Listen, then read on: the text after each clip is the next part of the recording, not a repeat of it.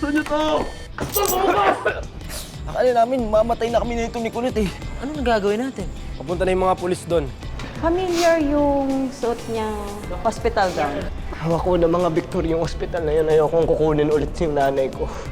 May kuha ka ba ni Matos at ng mga kasama niya? Wala ho, sir. Pag-iinitan lang tayo ng anti-crime sergeant. Wala akong pakialam kung saan mo gusto magtago. Pero wag dito sa pamamahay ko. Kailangan natin mag-usap. Wala natagpuan ng pulis sa sementeryo. Nakatakas si Argos at mga kasama niya. Sang bata, sang bulag, nagpatalo ka. Lately, my dad is acting very suspicious. You've brought a friend. Yeah, I want you to meet our partner, si Jackson Romano. Have you met? Ang kilala kita. I'm not comfortable na nandito yung Jackson na yan, okay? Ang alam ng lahat, patay na siya. Kahit si Scarlett, yun ang alam niya. Kaya hindi pwedeng makarating sa kanya to. Gagawa ko ng paraan. Paano? Maan bang gusto ng mga Victor sa'yo? Huwag natin siyang madalin. Kapag bumuti ng pakiramdam niya, malalaman natin ang katotohanan.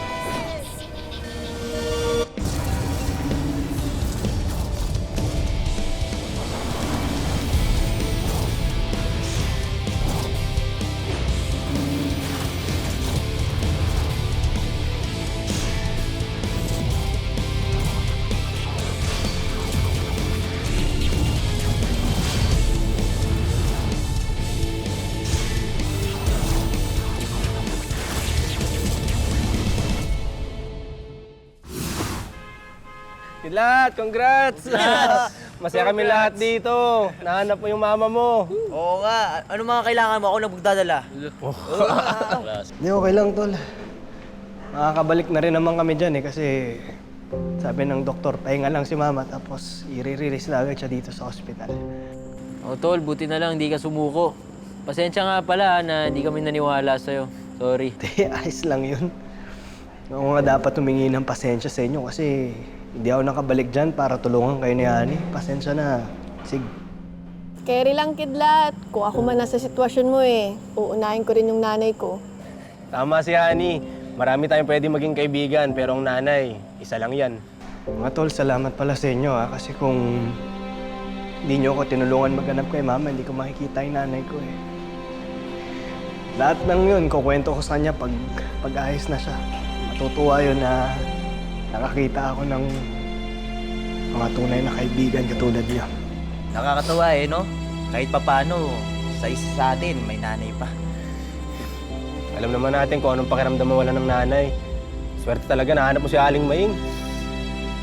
Oo tol, kaya umasa ka na poprotektahan namin si Aling May sa mga Victor, di ba? Oo naman. Dadalay mo. Salamat mga tol. Pag may update sa pasyente, sabihin na lang ako kaagad. Kasi ako din yung naka-assign na magbantay sa kanya eh. Di ba sabi nyo gusto siyang kunin ng mga Victor? Sige sir, salamat ho.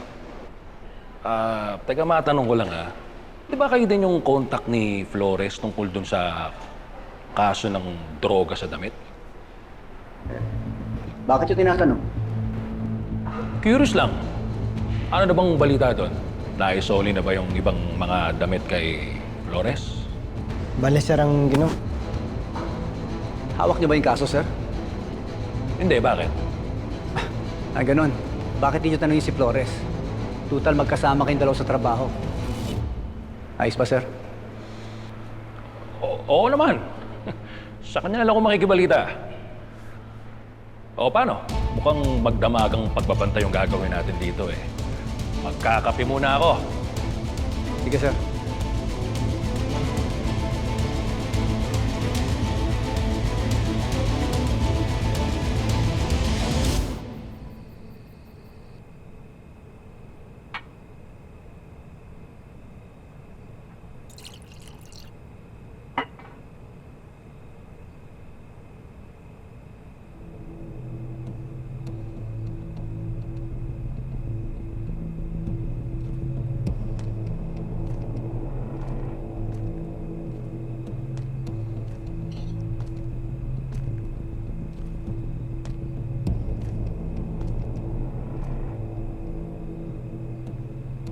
Ang daming problema.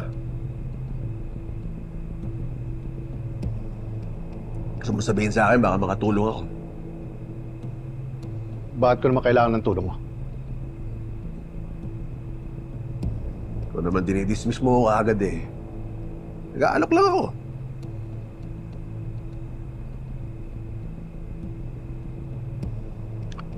Sigurado akong ako wala kang kailangan sa'yo. Ikaw may kailangan sa akin, di ba?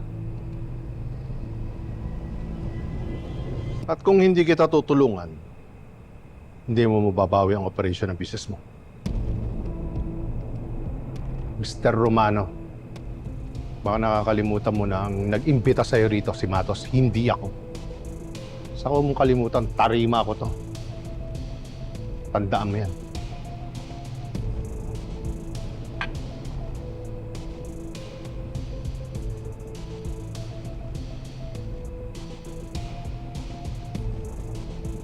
Tarima. Ito yun.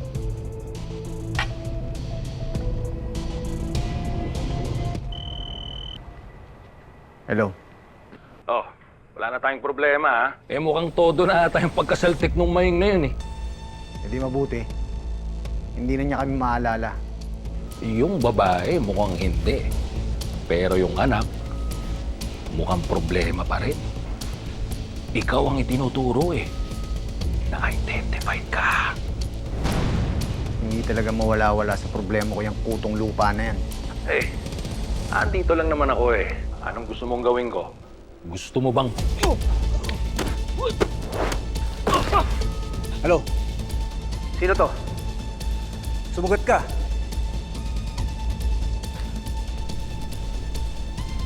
Sino to? Hello? Akanan! May kabastusan ka rin, eh, no? Pasalamat ka, bulag ka.